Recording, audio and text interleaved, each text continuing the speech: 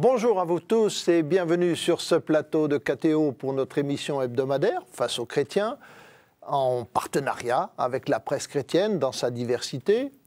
Nous accueillons aujourd'hui Jean-Baptiste de Foucauld. Jean-Baptiste de Foucauld, c'est un chrétien engagé, un énarque, j'allais dire même un énarque qui a bien tourné parce qu'il a une obsession, faire en sorte que chaque Français, chaque citoyen ait un travail.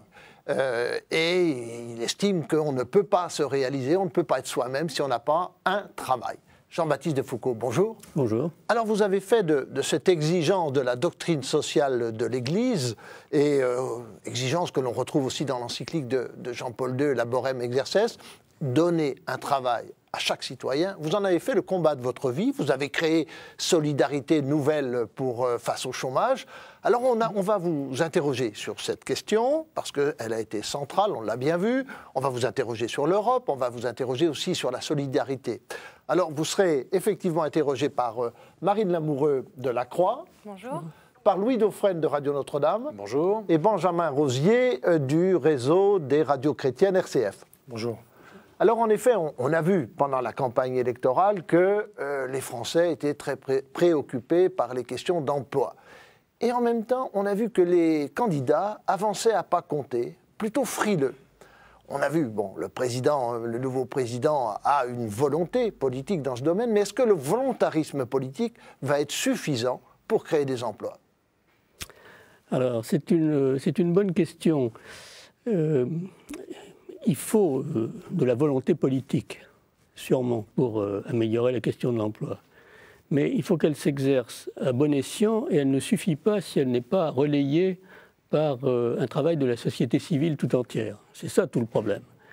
Si vous voulez, je pense qu'en France, on a trop le sentiment qu'il suffit d'adopter des mesures, d'accumuler des mesures, et que les mesures vont fabriquer de l'emploi à notre place.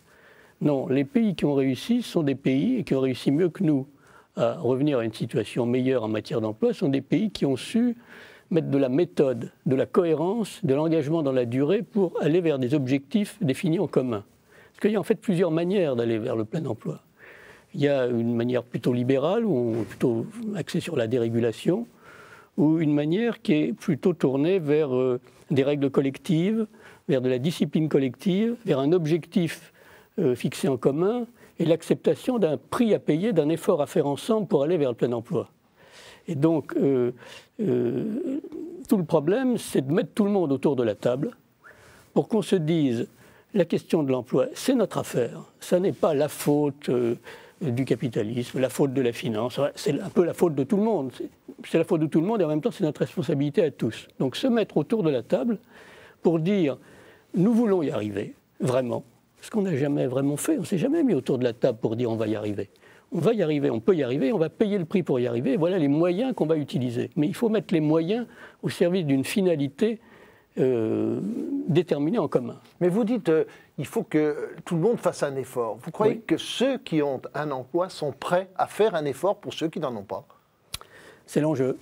C'est l'enjeu. Moi, je pense que oui. Je pense que dès lors que... Vous savez, notre pays est un pays compliqué. C'est un pays qui se désespère de lui-même, qui ne croit plus en lui, et puis tout d'un coup, le sens est donné, tout le monde se dit il faut y aller, on y va et ça marche. Je prends souvent la métaphore des équipes sportives. De temps en temps, quand on a un bon entraîneur, ça marche. Et on a des résultats spectaculaires. Et puis on est tout à fait capable, après avoir eu des résultats spectaculaires, d'avoir des déroutes totales. On a vu ça en football, au tennis. Donc c'est un peu la même chose. Je pense qu'on a besoin aujourd'hui d'un entraîneur qui, encore une fois, disent voilà, il faut que nous mettions tous d'accord pour essayer d'avancer. Donc je pense que de ce point de vue-là, l'idée de la conférence nationale sur l'emploi et la croissance, sur la croissance et l'emploi est une bonne idée. Je pense que ce qu'on croit savoir, c'est-à-dire qu'elle ne va pas être une grand-messe de plus, parce que ça, c'est aussi un défaut français, la grand-messe qui est censée tout régler, où tout le monde arrive avec son petit catéchisme dit d'avance, puis on s'en va, il ne s'est rien passé. Là, l'idée de travailler un peu plus dans la durée, j'irais même plus loin. Moi, je pense qu'il faut un Grenelle de l'emploi, comme il y a eu un Grenelle de l'environnement. et qui a quand même changé les choses. Avec des engagements précis, c'est ce que vous voulez dire. Oui, d'abord, poser ensemble des diagnostics, voir ensuite les différents moyens pour avancer, parce qu'il y a plusieurs manières de faire. Et puis ensuite, ensuite s'engager ensemble, faire les textes nécessaires pour, une fois qu'on a fixé le cap et les moyens, mais bien articuler l'ensemble. C'est un peu l'idée du plan quand même, que je redis là d'une autre façon. Voilà. On retrouve là le commissaire au plan. Voilà. C'est Marine Lamoureux de la Croix qui vous pose la première question sur ce dossier. Elle est peut-être un petit peu polémique, mais quand y a le fait effectivement que la société doit en payer le prix de cet effort sur le chômage et que chacun doit y participer, mais est-ce qu'il n'y a pas aussi ancré dans l'idée de l'inconscient collectif que si les chômeurs sont au chômage, c'est un peu de leur faute? Et est-ce que ça n'a pas été encouragé par les propositions du président battu? Et est-ce que, d'une certaine manière, ça n'enraye pas la capacité à proposer des choses nouvelles et à montrer que, comme vous le dites souvent d'ailleurs, il y a un enjeu d'accompagnement des chômeurs et que s'ils sont au chômage, ce n'est pas de leur faute? Alors, la question de la responsabilité face au chômage est une question très intéressante. Je pense qu'en fait, il y a 4 niveaux de responsabilité dans le chômage. Il y a d'abord des moments historiques où l'emploi se recompose moins vite qu'il ne se décompose. Nous sommes dans une période comme ça, contrairement aux 30 glorieuses, où l'emploi se faisait un peu tout seul. Bon, donc c'est des périodes plus difficiles. Ensuite, il y a un deuxième niveau, c'est comment les politiques publiques, les institutions publiques et les acteurs répondent aux problèmes systémiques que je viens de dire. Il y a des pays cohérents, des pays non cohérents. La France a un gros problème de cohérence. Ensuite, il y a le fait que les chômeurs, les demandeurs d'emploi, ont plus ou moins de liens sociaux autour d'eux, qui sont soutenus, aidés, accompagnés, et ensuite il y a leur responsabilité propre. Mais une personne en recherche d'emploi, ça nous le voyons bien à Solidarité Nouvelle face au chômage depuis maintenant plus de 25 ans, il faut comprendre que c'est une situation extrêmement difficile, qui est mal perçue par le reste de la société. D'abord parce qu'on parle peu avec les demandeurs d'emploi, on les évite. Mais une personne en recherche d'emploi, elle a des grands doutes sur lui-même, c'est plus difficile de chercher un travail que de travailler. On l'oublie souvent, et lorsque le chômage dure et qu'il y a eu beaucoup de déceptions, des recherches n'ont suivi d'effet, il y a un phénomène profond de découragement qui se produit. Et ce découragement crée une certaine installation. Et donc, plus il y a de liens sociaux, plus il y a d'accompagnement, plus il y a d'amitié, plus il y a d'encouragement, plus on fait circuler l'information, plus on s'engage autour et avec les chômeurs, moins il y a ce risque de s'installer un peu dans l'assistance. Donc, je pense que il y a 2 solutions à ce problème. Soit on dit chacun est responsable de lui-même et la société n'a pas à s'en occuper. À ce moment-là, il faut un régime libéral avec ses défauts. Soit il faut un système d'accompagnement organisé. Et le problème français, c'est que nous n'avons pas l'accompagnement organisé. Louis Dauphren de Radio Notre-Dame. C'est une question aux chrétiens peut-être davantage. Que vous inspire le fait qu'on existe aujourd'hui par son travail? Et si on n'a pas de travail, on n'existe pas. C'est du moins l'idée qui semble la plus couramment véhiculée. Or, normalement, si on a une vision complète de la personne humaine, on peut exister en dehors du fait de travailler. On n'est pas exclusif, on ne dépend pas uniquement de son activité productive. Les chrétiens ne devraient-ils pas développer une vision sur ce terrain-là? De la même manière qu'en économie, Benoît XVI a pu parler, par exemple, de la force du don, de la gratuité. Est-ce qu'on n'existe nécessairement que par son travail productif? Alors, ce que je crois, c'est que le travail s'est mis à jouer un rôle identitaire très fort parce que les autres sources de l'identité se sont raréfiées. C'est un peu par défaut que le travail a été mis en valeur parce qu'une personne qui perd son travail perd beaucoup plus que son travail. Elle perd toute une forme de sociabilité, elle perd l'estime de soi, la reconnaissance d'autrui. Et comme, je dirais, les ressources spirituelles de la société se sont quand même pas mal réduites, on est beaucoup considéré, non pas tellement parce qu'on est, mais parce qu'on vaut ou parce qu'on fait, il y a eu un phénomène de substitution.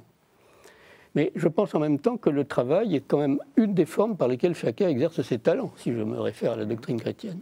Ce n'est pas le seul, mais c'est une des formes. Et donc, je pense que nous avons à nous battre, pas seulement pour n'importe quel travail, mais pour un travail qui ait du sens et qui soit à temps choisi. Parce que je crois que c'est très important aujourd'hui que le travail, une espèce du fait de sa rareté, il y a une espèce de crispation sur le travail, sur un travail qui s'intensifie, qui devient, qui au fond envahit la vie privée, d'une certaine façon, avec une concurrence accrue, avec le besoin de profit, il y a un mal-être au travail qui est en train de se mettre en place progressivement, qu'on voit monter progressivement, et qui est lié à une espèce d'incapacité de gérer le temps de la vie de manière, je dirais, à la fois humaine et spirituelle. Il y a une forme de religion du travail et de la réussite individuelle. Est-ce qu'on oui, on doit verser dans cette logique-là systématiquement? Non, mais ce n'est pas une raison pour se désintéresser de la question de l'emploi ou pour aller vers les formules de substitution comme le revenu d'existence.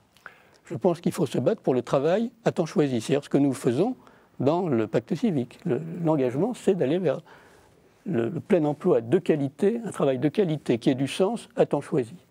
Nous évoquerons ces questions du pacte civique tout à l'heure et de l'Europe, et nous marquons une première pause dans ce Face aux chrétiens. Nous nous retrouvons avec Jean-Baptiste de Foucauld. A tout de suite.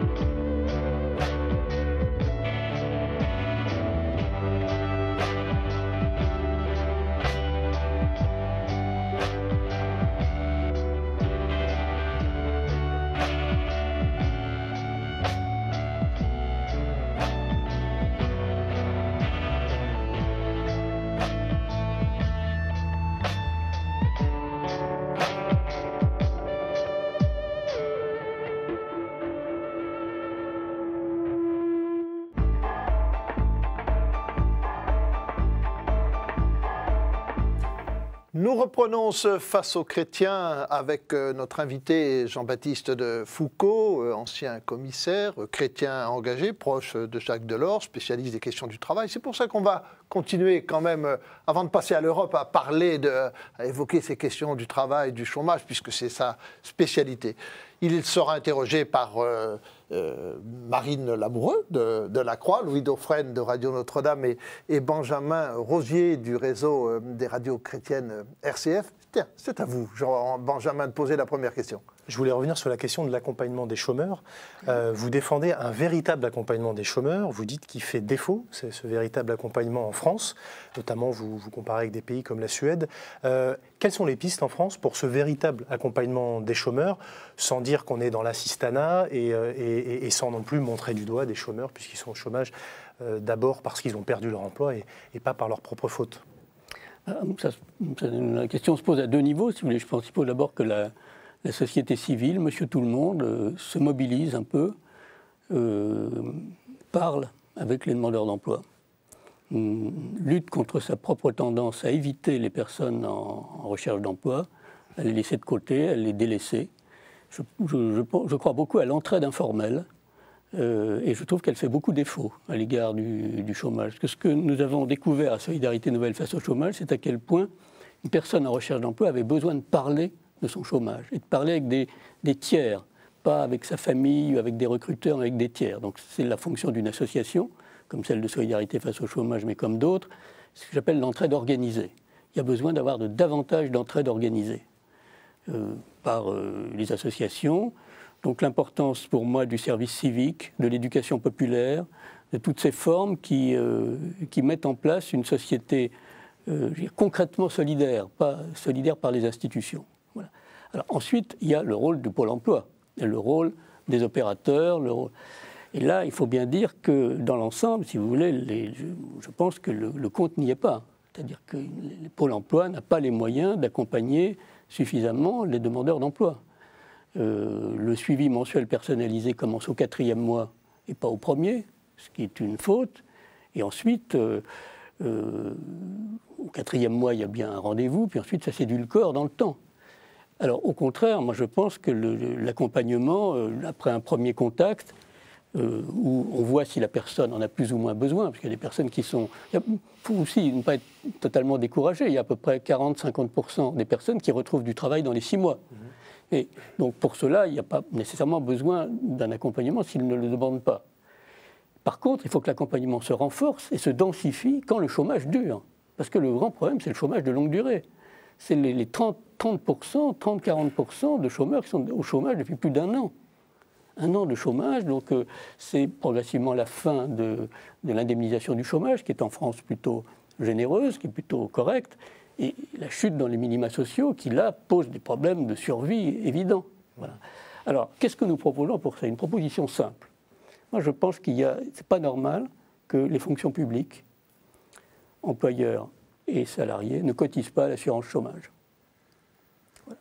Si progressivement, par 0,1% par an, on les faisait cotiser à l'assurance chômage, ça donnerait des ressources pour avoir davantage d'effectifs à Pôle emploi, davantage d'opérateurs qui puissent accompagner les chômeurs et pour améliorer le régime d'assurance chômage. Jean-Baptiste Foucault, pour être clair, qui voulez-vous qui cotise là? Quand vous dites les gens de la fonction publique, c'est les fonctionnaires, les 3 fonctions publiques et l'État employeur aussi. Et l'État employeur. Oui, les deux, oui. D'accord. Marine Lamoureux de la Croix, pour prolonger sur... les chômeurs de très longue durée, vous avez, si je ne me trompe pas, évoqué une obligation d'embauche. Est-ce que vous pourriez nous en dire un petit peu plus?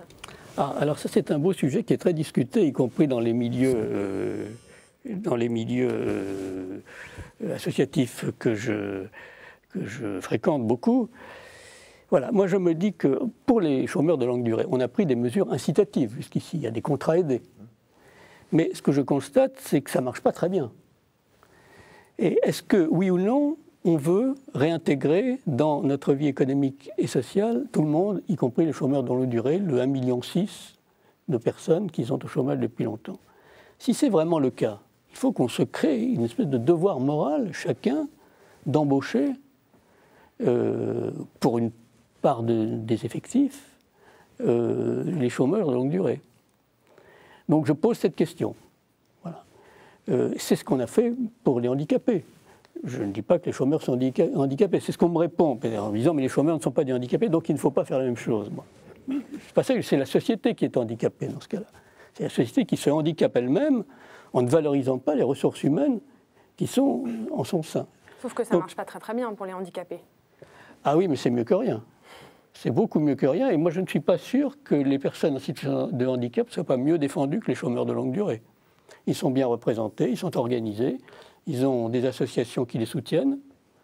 Les chômeurs de longue durée sont beaucoup plus seuls et beaucoup moins organisés et pas aussi bien aidés que ça. Donc je pose cette question d'une obligation d'embauche pour les administrations et pour les entreprises, pour 3-4% des effectifs, et à défaut, paiement d'une taxe qui permettrait de financer des contrats aidés, de façon à avoir une espèce de régulation collective qui permettrait de prendre vraiment en charge, à bras-le-corps, le problème, que chacun prenne sa part, comme disent nos amis des colibris. Voilà une proposition concrète qu'on aurait aimé voir avancer dans cette campagne électorale, et ça, au moins, elle est annoncée face aux chrétiens. Louis Dauphren de Radio Notre-Dame.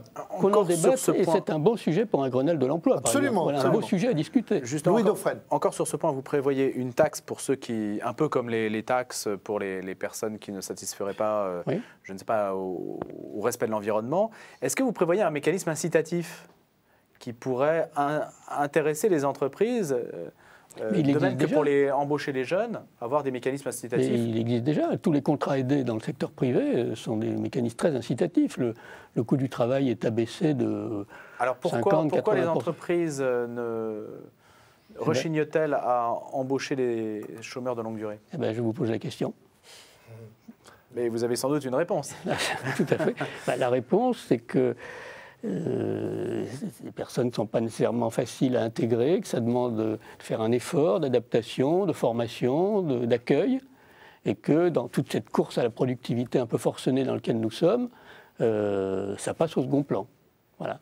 Alors que je constate quand même que vis-à-vis des handicapés, même si ça marche insuffisamment, il y a quand même des choses qui se font qui n'étaient pas évidentes quand même. Moi, je voyais au ministère des Finances, il y avait des aveugles qui étaient assistants.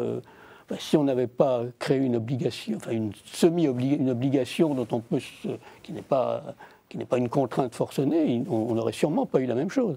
Et je pense d'ailleurs que le fait d'introduire de la différence dans une entreprise, en termes de management et de ressources humaines, ça peut être un facteur de créativité, de donner des idées, d'apprendre à gérer autrement. Nous avons un gros problème en France à régler aussi, qui est le dessèchement des méthodes de management.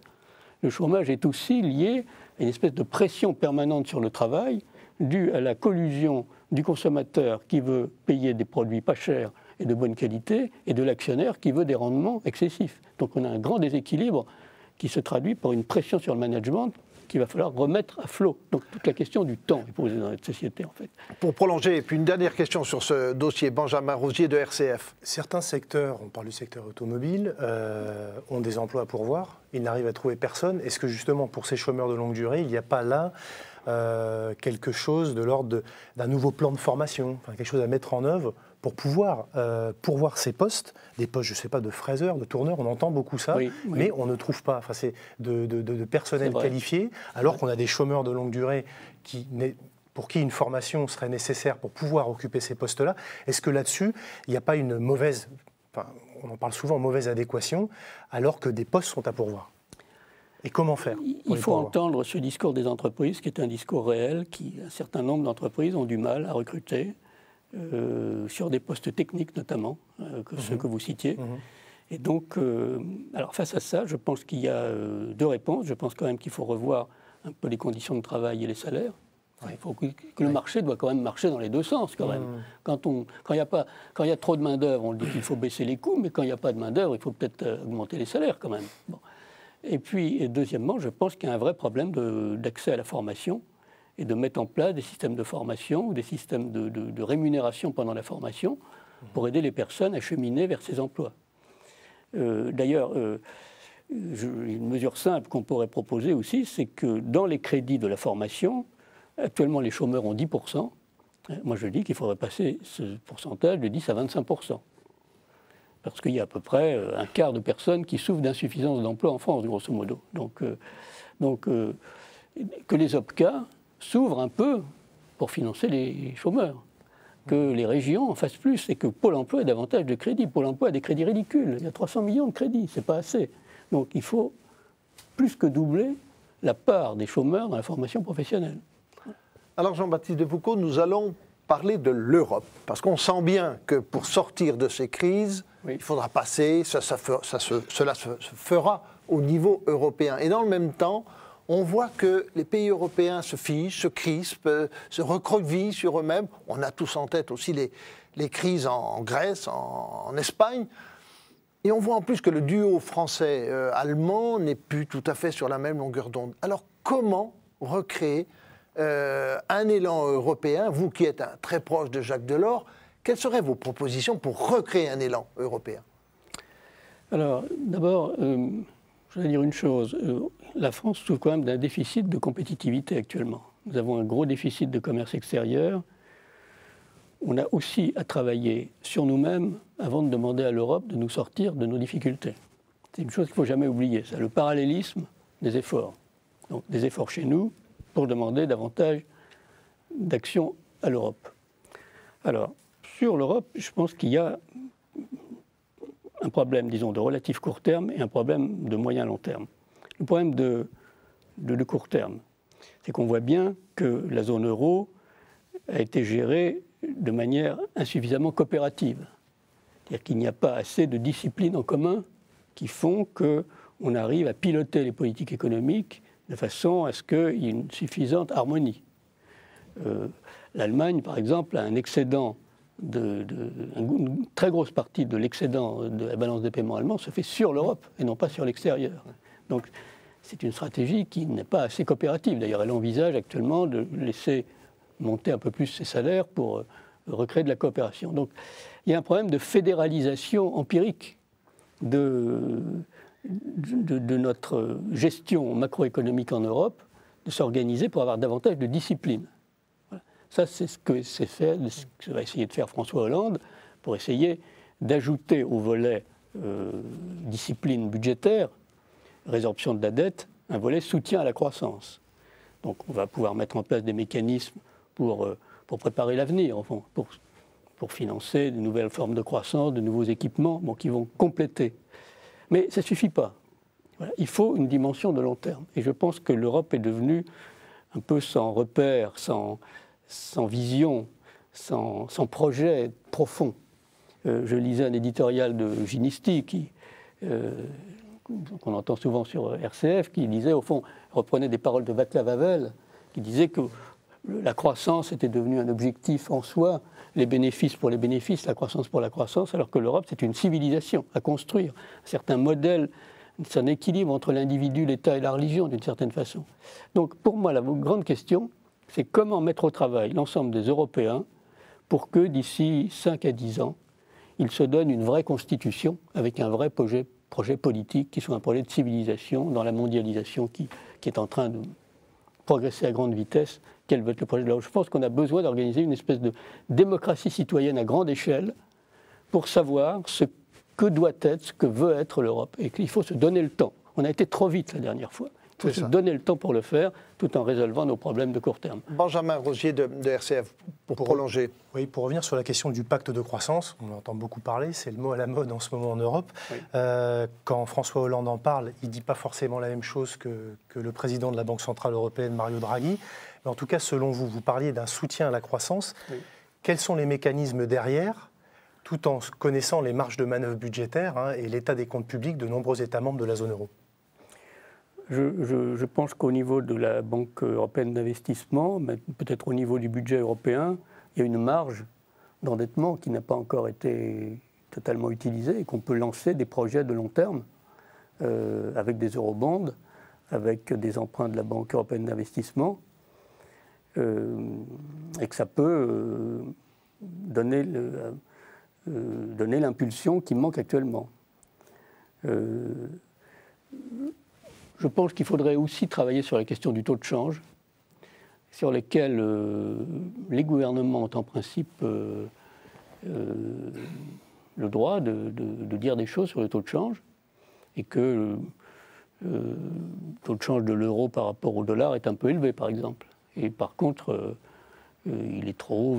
La Chine, il y a un problème de Chine, manifestement. Le taux de change de la Chine est trop bas. Et il y a un effet de dumping. Donc il y a un problème de régulation monétaire internationale que l'Europe doit prendre en charge aussi. Enfin voilà, je pense que l'Europe doit mettre en place des mécanismes de soutien à la croissance de manière modérée, avec des projets bien construits, voilà, pour exercer cet effet pour que l'accélérateur fonctionne en même temps que la modération.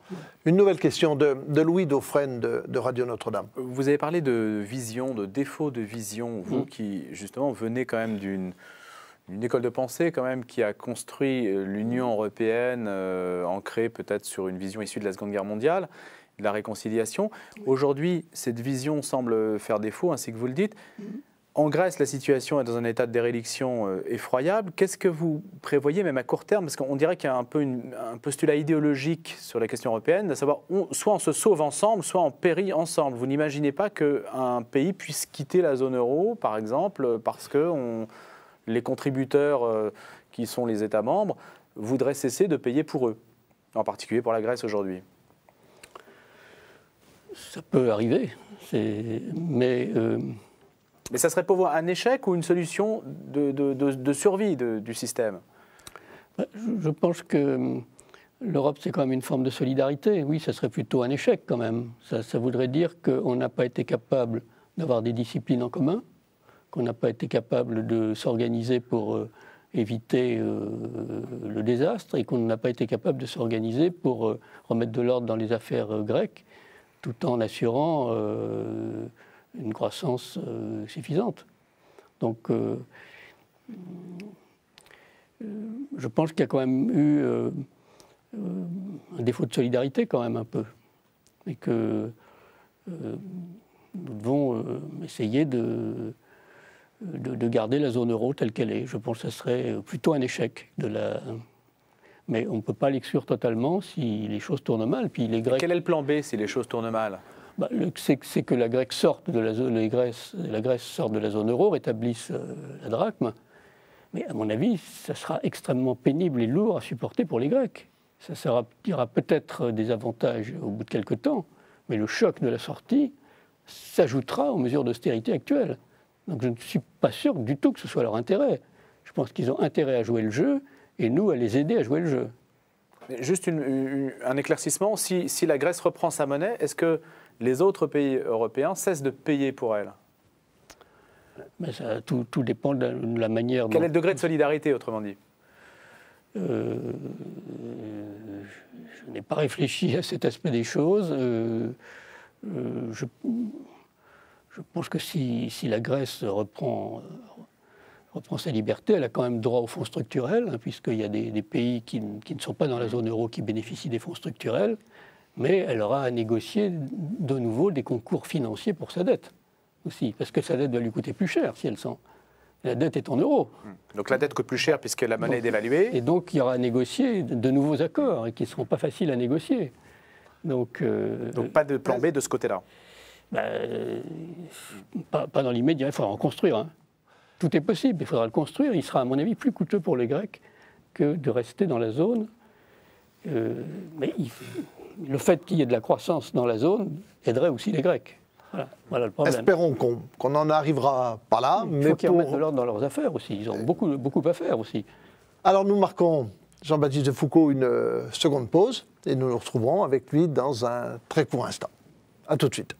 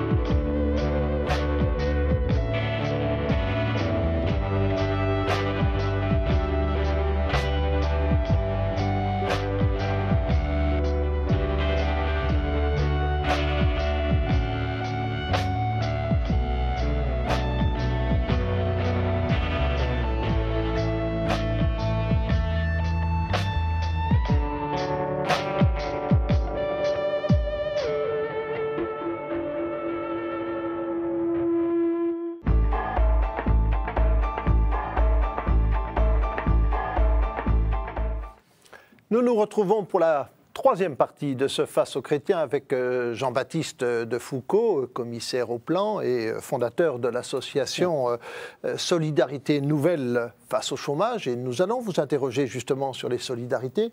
Vous serez interrogé par Marine Lamoureux, donc de la Croix, Louis Dauphren de Radio Notre-Dame et Benjamin Rosier de RCF. Oui, je pense que c'est important qu'on parle de solidarité. Vous venez de signer un pacte civique avec Jean-Paul Delevoye qui est de droite, Jacques Delors qui est de gauche. Et dans ce pacte civique, vous vouliez essayer de faire en sorte que les gens apprennent à mieux vivre ensemble. Alors, est-ce que le vivre ensemble, ça s'apprend? Est-ce qu'on éduque au vivre ensemble? Est-ce que le geste, par exemple, du président de la République, le 8 mai, avec son ancien challenger et nouveau président, est-ce que ça fait partie de l'apprentissage du vivre ensemble?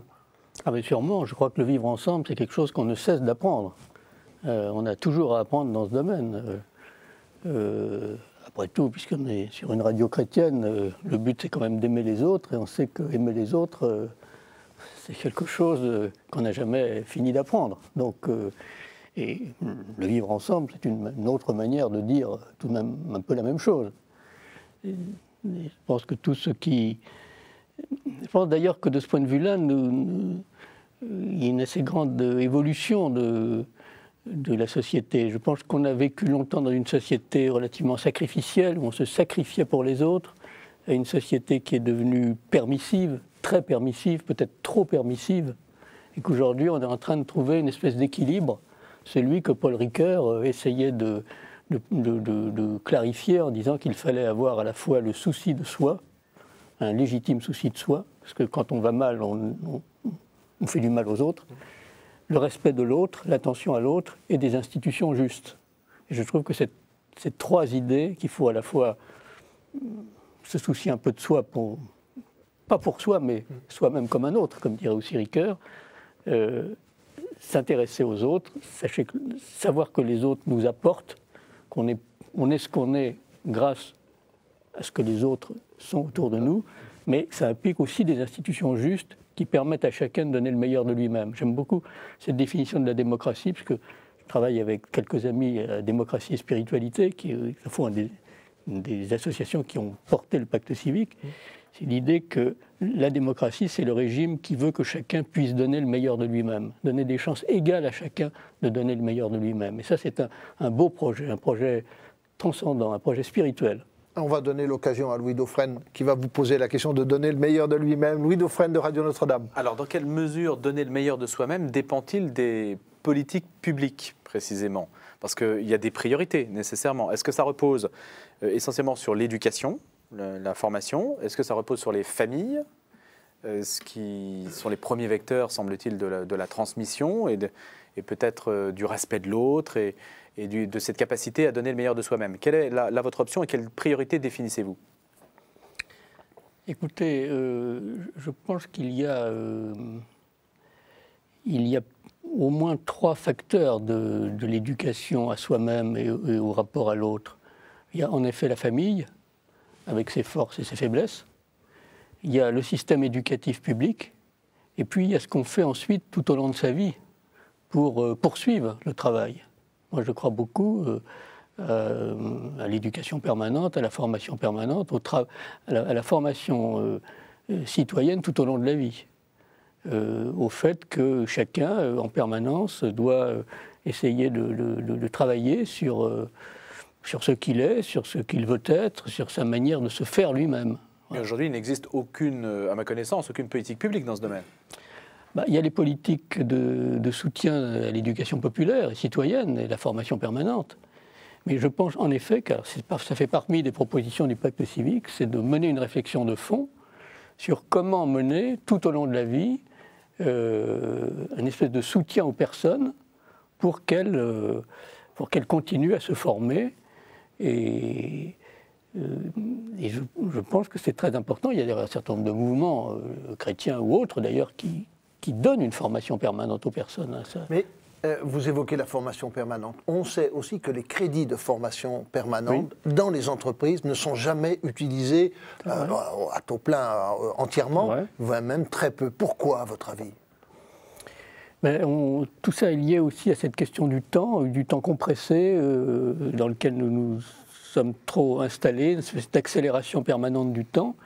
Je pense qu'il faut qu'on reprenne le premier engagement du pacte civique, c'est prendre des temps de pause pour donner du sens à son action et pour travailler sur l'équilibre de ses responsabilités. Donc, si on ne prend pas assez de temps pour se former soi-même tout au long de la vie, après les deux systèmes de base que je viens de dire, c'est aussi par cette question du temps.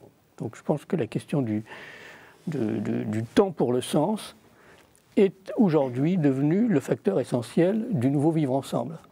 On ne peut pas vivre bien ensemble dans un temps accéléré, où on est dans l'excitation et non pas dans l'élévation, où on est dans la quantité et non pas dans la qualité, et où on est dans l'éphémère et non pas dans le durable. Marine Lamoureux de la Croix. Mais vous dites qu'on arrive à une sorte de troisième voie, de juste milieu entre la société sacrificielle qui a eu longtemps cours et une société très permissive. Mais est-ce que d'une certaine manière, cette troisième voie, elle n'est pas un peu en trompe-l'œil? Et est-ce que tout ça n'est pas à la marge? Et est-ce qu'on n'est pas dans une société où la valeur de l'autonomie est une valeur extrêmement montante et où l'argent, d'une certaine manière, a gagné? Je crois que c'est le grand débat de demain. C'est qu'il y a un conflit entre, au fond, le monde individualiste, cynique, qui dit le monde a toujours été mauvais, Je n'y peux rien. Ce qu'on peut faire de mieux, c'est s'en sortir soi-même le moins mal possible, et si possible le mieux possible, en maximisant ses avantages, ses profits, ses plaisirs. Et puis la vision, je dirais, conviviale, spirituelle, qui est de dire le monde n'est pas facile, le monde est difficile, mais il peut être amélioré, et nous en sommes chacun responsable pour notre part. Et je pense que ça, c'est le vrai débat de demain, qui traverse la gauche et la droite d'ailleurs, parce qu'il peut y avoir du cynisme à gauche aussi. Et donc, c'est autour de ça qu'on a essayé de travailler sur ce pacte civique, ce fond de dire deux choses. De dire d'abord, aujourd'hui, le changement ne peut pas venir uniquement du politique. Il peut venir du politique, mais le politique ne peut pas tout. Il faut également que les organisations qui structurent la vie sociale, qu'il s'agisse des médias, des entreprises, des syndicats, des associations, travaillent elles-mêmes sur leur propre manière de se comporter et développent les 4 valeurs fondamentales du pacte civique, qui sont la créativité, parce que nous ne voulons pas avoir une vision triste de la vie, la sobriété, qui paraît incontournable, car des grands changements qui est devant nous, c'est que le rapport des sociétés avec l'économique va changer. On ne va plus pouvoir demander autant au progrès économique qu'avant. Donc il va falloir s'organiser autrement, de manière plus sobre, sobre pour sauver la planète et sobre pour redistribuer les biens et assurer à chacun sa part. Donc créativité, sobriété, justice et fraternité. Tout ceci va impliquer un gros effort de démocratie. Donc le changement, c'est la politique, les organisations autour de ces 4 valeurs et les personnes individuellement. Voilà. Et donc ça, c'est vraiment fondamental. Il faut ces 3 niveaux de changement en même temps. Et pour organiser ces 3 changements de niveau en même temps, on n'a pas de modèle tout fait. On ne sait pas très bien comment faire. On sent que c'est important, que sur l'écologie, il faut que tout le monde change un peu. Mais en même temps, les marges de changement d'une personne sont assez limitées. Il faut que les organisations changent, il faut que la politique change. Donc on est, si vous voulez, le grand problème que va avoir ce gouvernement, si je puis me permettre, c'est qu'on a à la fois des problèmes franco-français à résoudre, qu'on traîne depuis longtemps, le chômage, l'individualisme, et en même temps un changement de civilisation. Et donc le grand problème, ça va être comment va-t-on ouvrir les chantiers de l'avenir, résoudre les mesures qu'il faut prendre pour gérer la conjoncture, mais en même temps lancer les grands chantiers de l'avenir pour lesquels nous voyons les problèmes, mais nous n'avons pas nécessairement toutes les solutions.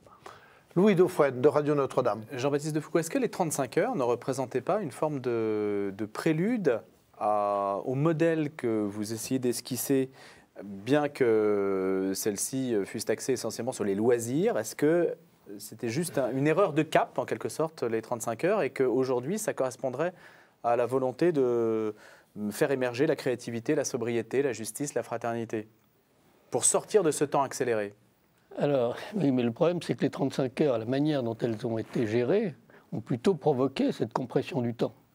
C'est-à-dire, on a compressé le temps de travail pour fabriquer du loisir, mais au prix, dans le travail, d'une intensification des rythmes.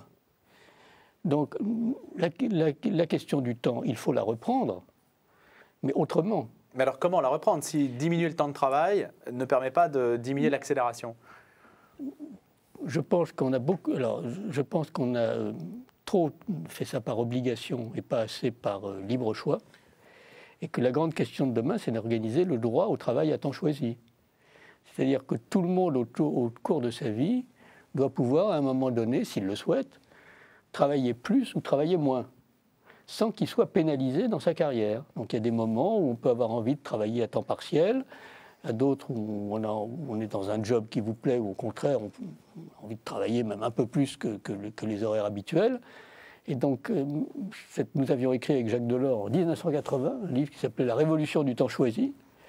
Et je pense que si on s'était lancé dans cette direction, on aurait peut-être évité tous les problèmes qu'on a eus avec les 35 heures. Parce que le temps choisi, chacun se le paye lui-même. Et le paiement des heures supplémentaires, ça correspondait à vos attentes? L'exonération des heures supplémentaires.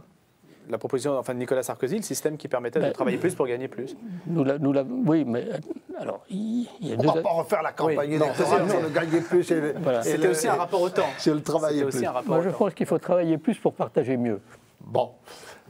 On va prolonger ou travailler moins, en gagner moins pour vivre mieux. C'est Benjamin Rosier de RCF qui va vous poser une question sur ce problème du vivre ensemble. Mais ça serait dommage que le débat un peu piégé sur les 35 heures, parce que c'est vrai qu'on n'en sort pas de ce débat, ne doit pas nous empêcher de remettre sur le métier la question du temps de la vie et du temps de travail. Et l'État doit notamment montrer l'exemple. Il y a beaucoup de contrats aidés, par exemple, qui sont du mi-temps imposé. Il faut aussi lutter contre le temps partiel imposé, qui pose beaucoup de problèmes de revenus, notamment. Les travailleurs pauvres sont là. Benjamin Rosier, de RCF. Vous dites que l'enjeu, le défi, c'est une nouvelle civilisation, un nouveau modèle de société aussi en France. Oui. Vous parlez dans votre pacte civique d'une force éthique qui existe, qui est là, qui est constituée de spiritualité, il y a les religions, bien sûr, il y a les sagesses, etc. Par contre, ce que vous dites, c'est qu'il faut lui ménager une place dans un espace public laïque, pluraliste, si je reprends les termes.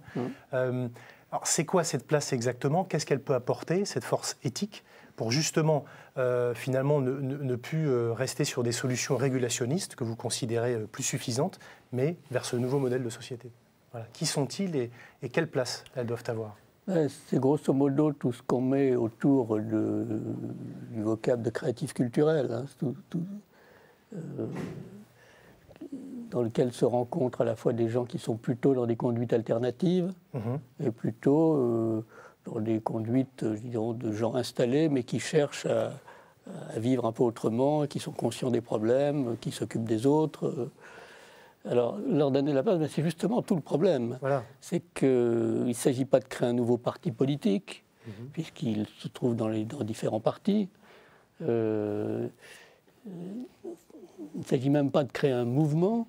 Ce que nous essayons de faire avec le pacte civique, c'est de réunir un peu ces personnes pour une période déterminée, puisque le pacte civique, ce n'est pas la création d'une institution nouvelle, c'est un mouvement qui fonctionne jusqu'en 2014, avec l'idée que dans cette phase un peu critique de notre histoire, comme la campagne l'a quand même bien marqué, il faut qu'il y ait des inflexions dans une certaine direction. Voilà.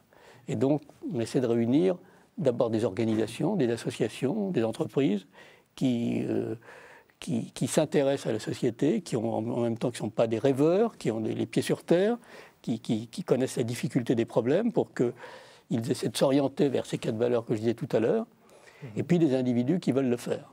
Mais on a un peu de mal, c'est vrai, à s'organiser. Il y a beaucoup de mouvements qui vont dans la même direction, parce que le pacte civique n'est pas le seul, il y a le mouvement des colibris, etc. Donc ce qui est important, c'est qu'il y a une fermentation dans la société qui va dans cette direction, et il faut quand même aussi avoir un peu confiance, voilà, confiance en nous-mêmes. Marine Lamoureux de la Croix. Une question peut-être plus personnelle, mais vous parlez bien de gens qui ne sont pas des rêveurs et qui ont les pieds sur terre. D'où vous vient cette foi dans le fait que cette société peut changer et que cette fermentation peut avoir lieu? Parce que, ce que je disais tout à l'heure, je pense que notre pays, à certains moments, est vraiment capable de changer. Moi, ça fait quand même maintenant... j'ai quitté le ministère des Finances, mais j'ai quand même vu une France qui était droguée par l'inflation, qui a cessé d'être droguée par l'inflation. Une France qui était fermée vis-à-vis de l'extérieur, qui est maintenant beaucoup plus ouverte. Et donc, une France qui, au fond, était très sceptique à l'égard de l'euro dans les années 90. Je me souviens encore, tout le monde disait, mais on n'y arrivera jamais, on ne saura pas rentrer, ça ne marchera pas. Qui est rentré dans l'euro, et au fond, on a bénéficié, même trop, puisque... on a utilisé l'euro comme une facilité au lieu d'en faire une discipline. Bon. Donc je pense que le jour où on voudra se mettre vraiment au travail sur l'emploi, on y arrivera, et le jour où on voudra ouvrir ces nouveaux espaces, ces nouveaux chantiers de l'avenir, on saura le faire. Et je pense que François Hollande est quelqu'un qui peut être le véhicule qui laisse la société respirer, vivre et aller dans ces directions-là, parce que je pense qu'elle en a profondément besoin et qu'elle en a envie. Moi, si vous voulez, je suis frappé de voir qu'on fait des réunions. Par exemple, on fait une réunion avec Pierre Rabhi, près de Mulhouse, il y avait 700 personnes. Ça faisait longtemps moi, que je n'avais pas des réunions avec autant de monde. Quand je fais des réunions sur le chômage, souvent, pas grand monde pour dire qu'il faut lutter contre le chômage. Mais il y a aujourd'hui un élan qui est d'ailleurs, la vivacité de la campagne et la mobilisation le montrent. Notre pays cherche quelque chose. Maintenant, il faut lui donner, il ne faut pas lui donner des solutions toutes faites, il faut lui laisser inventer des solutions de manière démocratique, avec des méthodes démocratiques un peu nouvelles, en fixant des caps et en laissant le choix des moyens aux gens.